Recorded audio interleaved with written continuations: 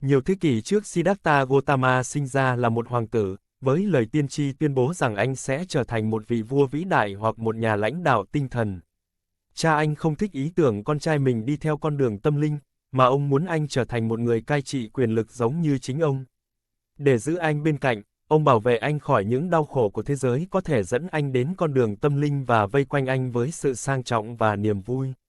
Nhưng bất chấp những nỗ lực của cha anh, Siddhartha vẫn cảm thấy không vui. Anh cảm thấy có điều gì đó không ổn về cuộc sống vượt ra ngoài những bức tường cung điện. Anh đi ra ngoài và gặp phải thực tế của bệnh già và cái chết, điều này khiến anh bối rối sâu sắc. Khi nhận ra bản chất của những thú vui trần tục, anh từ bỏ cuộc sống hoàng gia để tìm kiếm sự thật và sự giác ngộ sau nhiều năm thực hành khổ hạnh và thiền định. Siddhartha đã đạt đến giác ngộ dưới gốc cây Bồ Đề. Câu chuyện về Đức Phật nhắc nhở chúng ta rằng việc theo đuổi những thú vui trần tục không nhất thiết dẫn đến hạnh phúc, nó thậm chí có thể là nguồn gốc của đau khổ.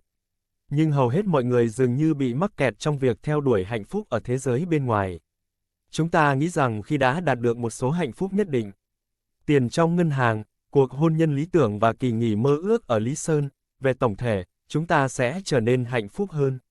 Nhưng thực tế có phải như vậy không? Việc theo đuổi hạnh phúc không làm chúng ta hạnh phúc hơn mà thậm chí có thể khiến chúng ta đau khổ. Và nếu vậy thì chúng ta nên giải quyết về chủ đề hạnh phúc này như thế nào? Video này khám phá bản chất của hạnh phúc.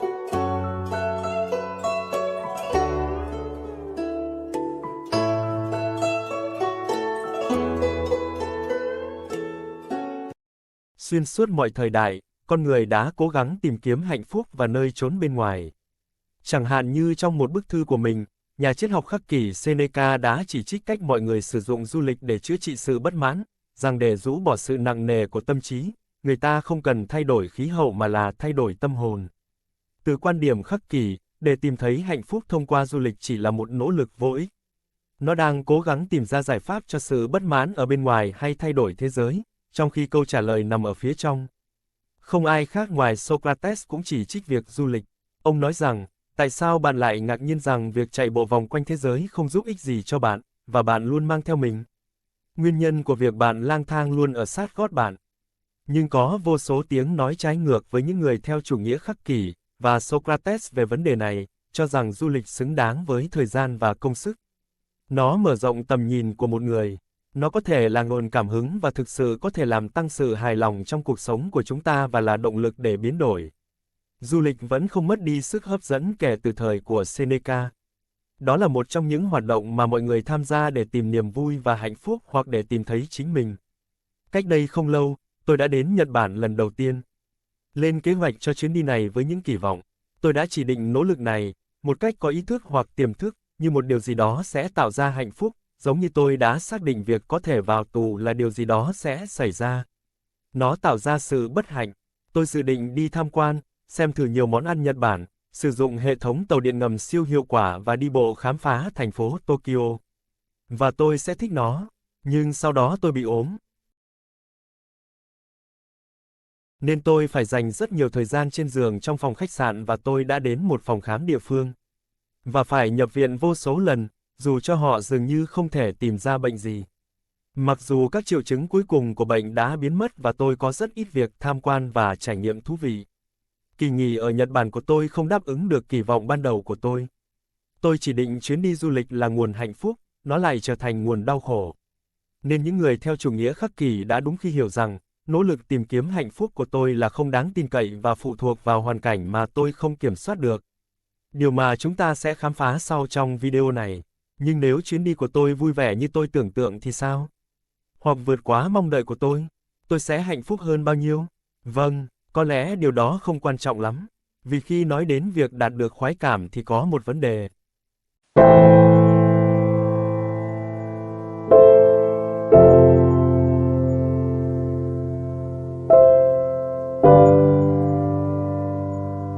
Vậy, tại sao chúng ta lại tìm kiếm niềm vui? Câu trả lời có vẻ hiển nhiên là niềm vui cảm thấy tốt. Trái ngược với điều ngược lại là nỗi đau.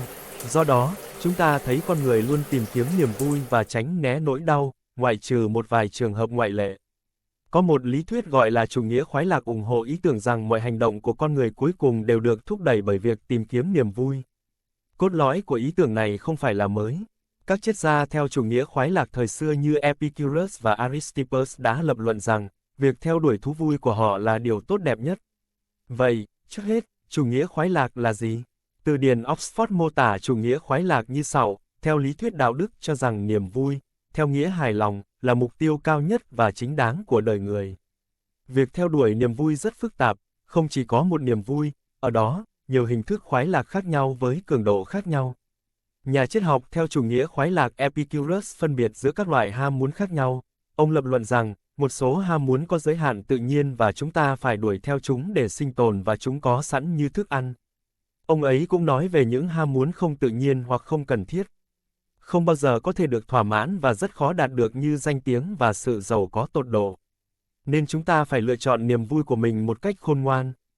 Và miễn là chúng ta chọn những thú vui phù hợp và việc theo đuổi thú vui đó trở thành điều tốt đẹp nhất. Tôi đã làm một video riêng về Epicurus nếu bạn muốn biết thêm về triết lý của ông ấy.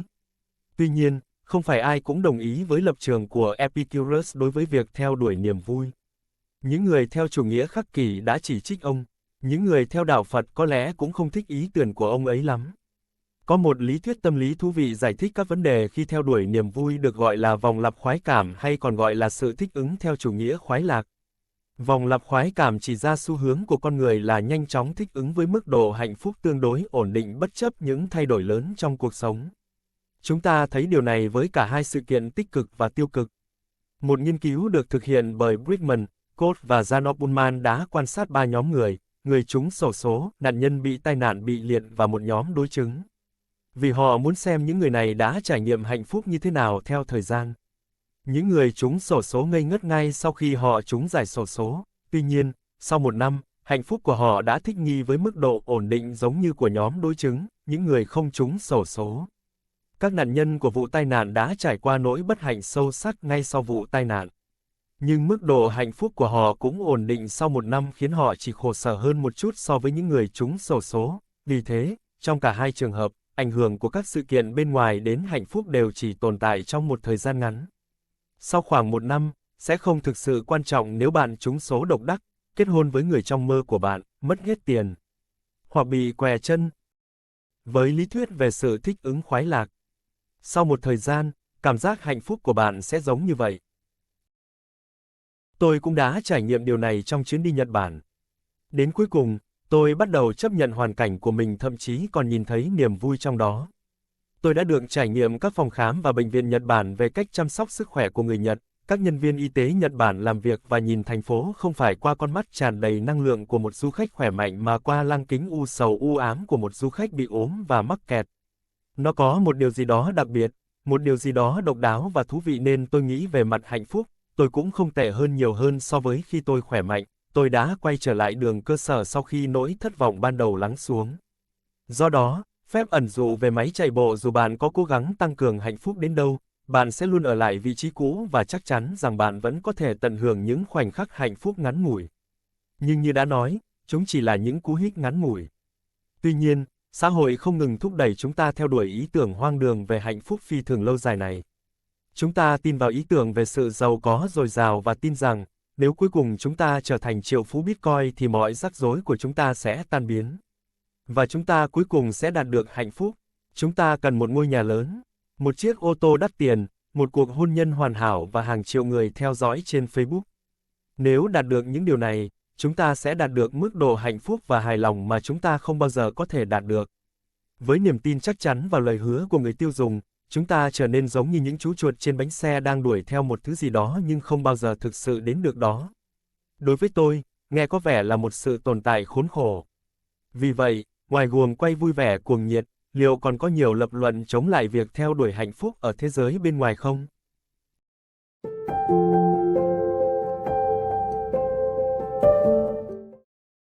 Khi chúng ta nhìn vào sự thất thường của những thú vui bên ngoài và cách chúng ta nhìn vào sự thất thường của những thú vui bên ngoài và cách tác động của niềm vui có xu hướng giảm dần theo thời gian, liệu chúng ta có thể lập luận chống lại việc tìm kiếm niềm vui khi có liên quan đến hạnh phúc? Vô số triết gia đã lập luận chống lại việc tìm kiếm niềm vui bên ngoài. Ví dụ như những người theo chủ nghĩa khắc kỷ nhận thấy rằng, không phải những thứ bên ngoài mà là những quan niệm của chúng ta về những thứ bên ngoài quyết định cảm giác của chúng ta. Vì vậy, Về cơ bản không phải việc đi du lịch khiến chúng ta hạnh phúc mà chính cách chúng ta nghĩ về hoạt động này mới tạo ra cảm giác của chúng ta. Do đó, việc đi du lịch không làm cho tất cả mọi người hạnh phúc, chỉ những người cho rằng nó mang lại niềm vui. Bây giờ, thoạt nhìn, có vẻ như có được niềm vui ở thế giới bên ngoài thật dễ dàng, chỉ cần xác định những gì bạn muốn và đạt được nó. Bạn hiểu được nó, bạn sẽ có được khoảnh khắc hạnh phúc đó.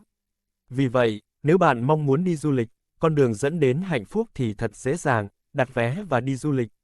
Nhưng điều mà những người khắc kỷ đang cố gắng làm rõ là khi làm như vậy, bạn đã đặt khả năng đạt được hạnh phúc vào tay những yếu tố bên ngoài mà bạn không thể kiểm soát được. Mặc dù bạn khao khát điều gì đó và nỗ lực để đạt được nó, bạn có thể không bao giờ đạt được điều mình mong muốn. Có thể việc đi du lịch quá tốn kém, hoặc có thể bạn xoay sở được du lịch nhưng hoàn cảnh đã phá hỏng nó. Một kỳ nghỉ được mong đợi với ánh nắng mặt trời ở bãi biển có thể trở thành bị nhốt trong một căn hộ nào đó ở Đà Nẵng vì thời tiết xấu. Khi theo đuổi hạnh phúc, chúng ta thường hướng về những nguồn lực bên ngoài. Tuy nhiên, những người theo chủ nghĩa khắc kỷ cho rằng những nguồn hạnh phúc bên ngoài này không đáng tin cậy. Do đó, Epicurus nói rằng ham muốn và sân hận có thể dẫn đến đau khổ. Khi chúng ta đạt được điều mình mong muốn và tránh xa những gì chúng ta ghét là tốt. Nhưng khi chúng ta không đạt được điều mình mong muốn hoặc gặp phải điều chúng ta ghét thì chúng ta cảm thấy khá tệ. Điều này có nghĩa là mong muốn hạnh phúc, và ghét với bất hạnh, của chúng ta đã phản tác dụng. Chúng ta khốn khổ vì chúng ta đặt ra tiêu chuẩn dưới dạng hoàn cảnh bên ngoài cho hạnh phúc của mình. Nhưng khi hoàn cảnh không đáp ứng được với những tiêu chuẩn này, chúng ta cảm thấy thất vọng. Nên việc theo đuổi hạnh phúc này thường trở thành một vòng luẩn quẩn của niềm vui và sự thất vọng. Triết gia Arthur Schopenhauer còn tiến một bước xa hơn khi nói rằng niềm vui không gì khác hơn là sự vắng bóng thoáng qua của nỗi đau. Theo ông, việc thỏa mãn một ham muốn không phải là một trải nghiệm thú vị mà chỉ là một khoảnh khắc giải tỏa khỏi sự bất mãn đang diễn ra mà tất cả chúng sinh đều bị nguyền rủa. Schopenhauer gọi động lực thôi thúc không ngừng này, cảm giác thiếu thốn được gọi là ý chí sống mà ông cho là nguồn gốc của sự bất hạnh của chúng ta.